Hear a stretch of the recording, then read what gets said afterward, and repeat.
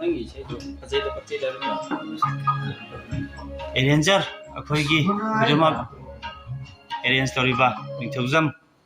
ꯑꯔꯨꯟ ꯌꯦꯜꯁꯜꯂꯤ ꯍꯧꯖꯤꯛ ꯀꯟꯅ ꯇꯧꯔꯤꯁꯦ ꯀꯥꯔꯥꯎꯀꯦꯒꯤ ꯃꯌꯥꯝꯒꯤ ꯋꯥꯔꯕ ꯃꯇꯝ ꯑꯁꯤꯗ ꯑꯋꯥ ꯄꯣꯊꯥꯐꯝ ꯍꯧꯖꯤꯛꯇꯪꯁꯨ ꯑꯣꯏꯅꯕ ꯔꯦꯃꯥꯟꯗꯥ ꯃꯦꯁ꯭ꯔꯝ ꯉꯁꯤꯗꯤ ꯑꯩ ꯏꯆꯨꯝ ꯆꯨꯝꯅ ꯂꯥꯜꯍꯧꯔꯦ ꯁꯦꯟꯅꯍꯧꯗ꯭ꯔꯕ ꯄꯨꯟꯁꯤꯁꯤꯒꯤ ꯈꯣꯡꯊꯥꯡꯅ ꯍꯧꯖꯤꯛ ꯄꯨꯝꯅꯃꯛꯄꯨ ꯑꯦꯔꯦꯟꯖ ꯇꯧꯕꯤꯔꯤꯕ ꯑꯩꯈꯣꯏꯒꯤ ꯅꯤꯡꯊꯧꯖꯝꯒꯤ ꯑꯔꯨꯟ ꯑꯩꯈꯣꯏꯒꯤ ꯃꯥꯒꯤ ꯌꯨꯇ꯭ꯌꯨꯕ ꯆꯦꯅꯦꯜꯁꯨ ꯂꯩꯕꯅꯤ ꯔꯣꯛ ꯋꯤꯠ ꯑꯔꯨꯟ ꯃꯌꯥꯝꯅꯁꯨ ꯂꯥꯏꯛ ꯁꯤꯌꯔ ꯀꯃꯦꯟ ꯇꯧꯁꯟꯕꯤꯌꯨ ꯌꯥꯔꯤꯃꯈꯩ ꯁꯞꯄꯣꯔꯠ ꯇꯧꯕꯤꯌꯨ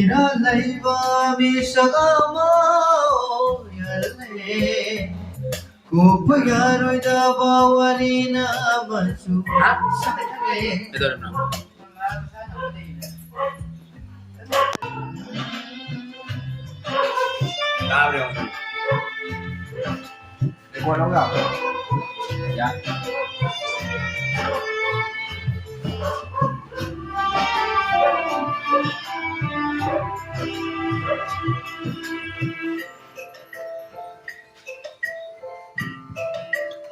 리허설도 더워도 거의 많이 기분상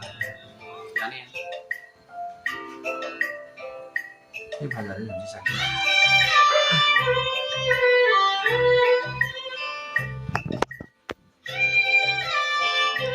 ꯁꯤ ꯃꯇꯦꯛ ꯃꯇꯦꯛ ꯔꯤꯍꯔꯁꯜ ꯇꯧꯖꯕꯅꯤ ꯐꯥꯏꯅꯦꯜ ꯂꯧꯗ꯭ꯔꯤꯉꯩꯗ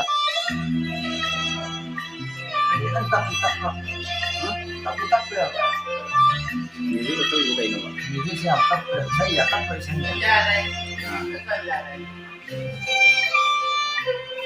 아이 레코드 한 장 나오도 야 되나요?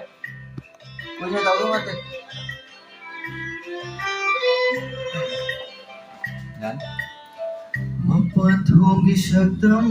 ना अवावा मांद्राबा आईगी माइथोंनी आईगी माइथो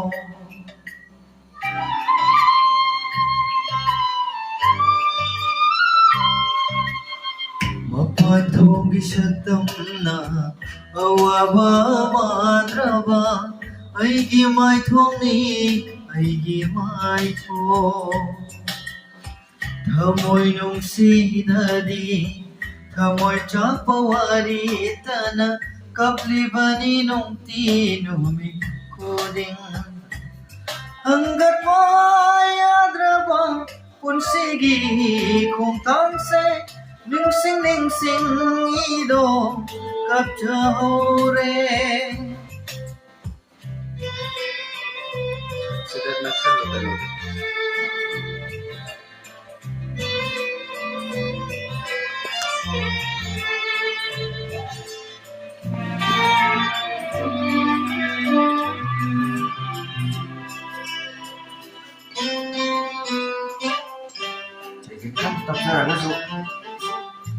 ꯀꯥꯎꯊꯣꯛꯅꯕ ꯍꯣꯠꯅꯔꯤꯕ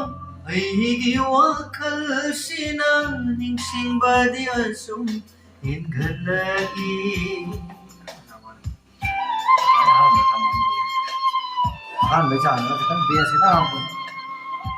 ꯅꯤꯡꯁꯤꯡꯕꯗꯤ ꯑꯁꯨꯝ ꯍꯦꯟꯒꯠꯂꯛꯏ ꯑꯩꯒꯤ ꯇꯃꯥꯡꯅꯕ ꯅꯪꯅ ꯁꯤꯜꯂꯁꯨ ꯁꯩꯐꯝ ꯅꯥꯏꯅ ꯅꯪꯅ ꯑꯩꯕꯨ ꯁꯣꯛꯍꯜꯂꯁꯨ ꯅꯪꯕꯨ ꯇꯥꯗꯤ ꯑꯩꯅ ꯐꯠꯇꯦ ꯍꯥꯏꯔꯔꯣ ꯉꯁꯤꯗꯤ ꯑꯩ 이좀 춤나 lalhore 세나오드라바 운시시기 공타나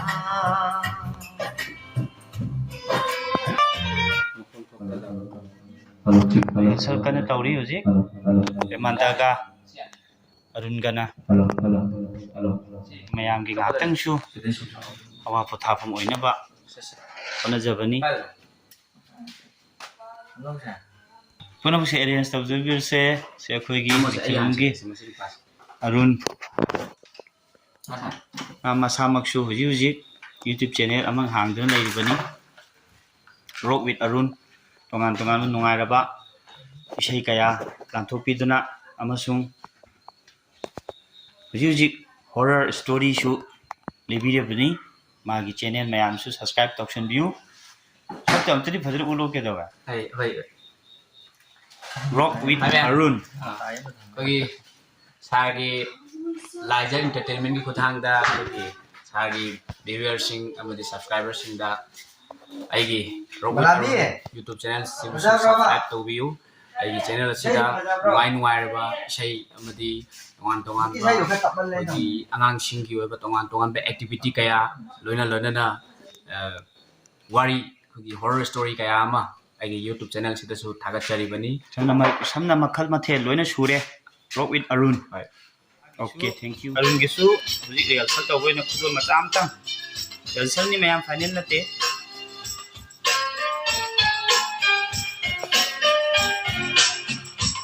Sisina ahamba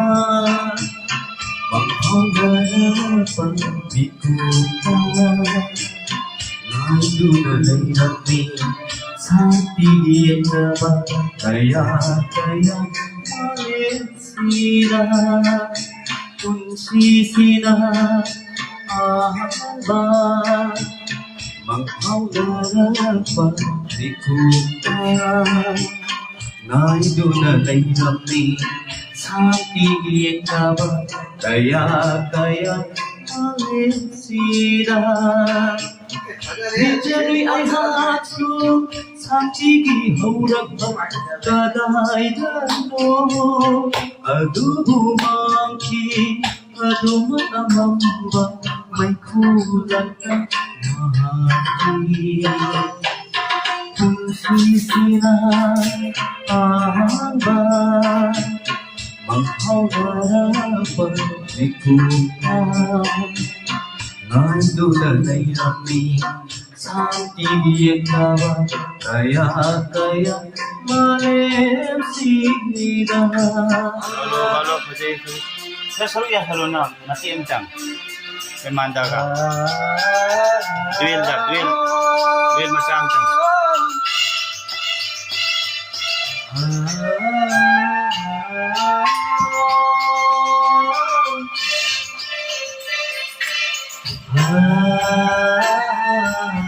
Hujiti apaw singer ani famgramina mai tarani Ajum aran khamnang raba Ashon anathi raba Ngasigi malem sida Hingri mampun sise karigida matano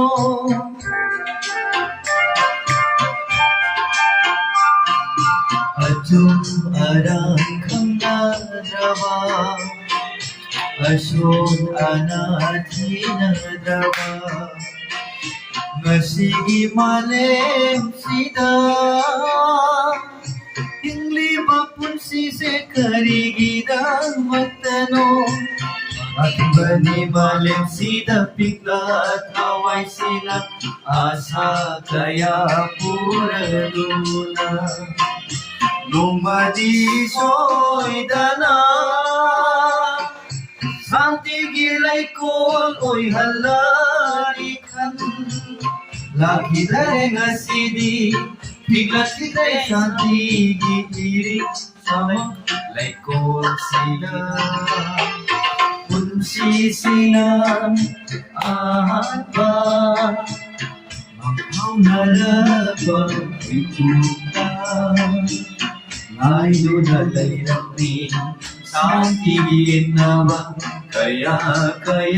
alin sila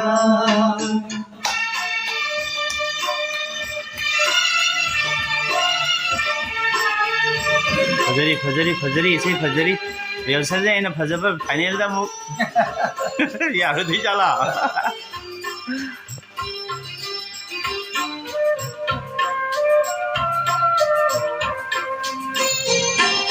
Sakandaba tunam chakla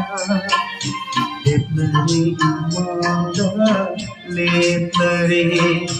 Akiba saklot kaya pupuraduna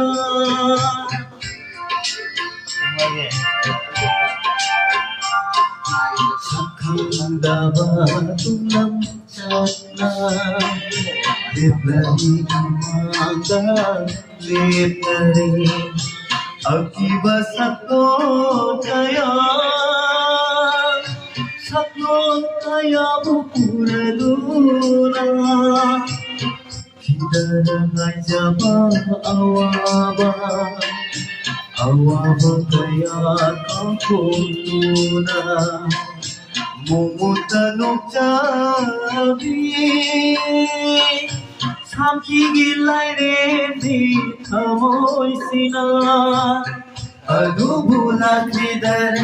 Kilakide sakigi Ini amang numataso Sisira ama Manghawarapang ikuan Nandun alayami Sakiyan na ba Kaya Malesira Sisina ama Manghawarapang ikuan Nandun alayami Sakiyan na ba Kaya Malesira Hijaroy ay hakso Santigi haurak ang kadaidano Adubumaki Adumunamamba May kulang na mahati Kung sisira Ahaba Manghawarapang bikunan Nandun ang layami Sakiging na ba Kaya Malesira Wow.